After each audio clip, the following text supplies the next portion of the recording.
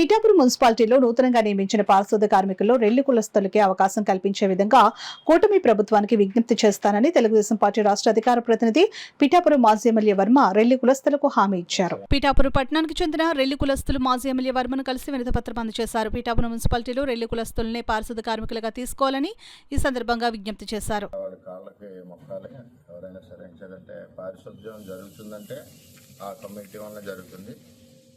కూటమి ప్రభుత్వంలో ఆ కమ్యూనిటీకి ప్రత్యేకమైన గౌరవం ఉంది. అటు తెలుగుదేశం పార్టీ కానీ, జనసేన కానీ, బీజేపీలో కూడా. అంటే 40 పోస్టులు ఏదైతే పిఠాపురం మున్సిపాలిటీకి, గొల్లప్రోలుకి శాంక్షన్ అయ్యాయో అందులో ఆ కమ్యూనిటీకి ఇవ్వాలని వారి యొక్క కోరిక. అంటే మెజారిటీ % రెల్లి కమ్యూనిటీకి ఈ పోస్టులు ఇవ్వాలని చెప్పి మంత్రి గారి దృష్టిలో కూడా వాళ్ళ ముందే మాట్లాడడం జరిగింది. అదేవిధంగా కూటమిలో ఉన్న అన్ని పార్టీలు కూడా వాళ్ళకి మెజారిటీ ఇవ్వడానికి మేము ప్రయత్నం చేస్తామని చెప్పి తెలియజేస్తున్నాం. కలెక్టర్ గారి దగ్గర ఏదైతే విషయం అక్కడ జరుగుతుంది కాబట్టి ఆయన దృష్టిలో కూడా నేను పెట్టి వారందరికీ న్యాయం జరిగే విధంగా, అది కూడా లోకల్ పర్సన్స్ సంబంధించి 40 మందిలో లోకల్ రెల్లీస్కి అవకాశం ఇచ్చే విధంగా ప్రయత్నం చేస్తామని చెప్పి తెలియజేస్తున్నాం.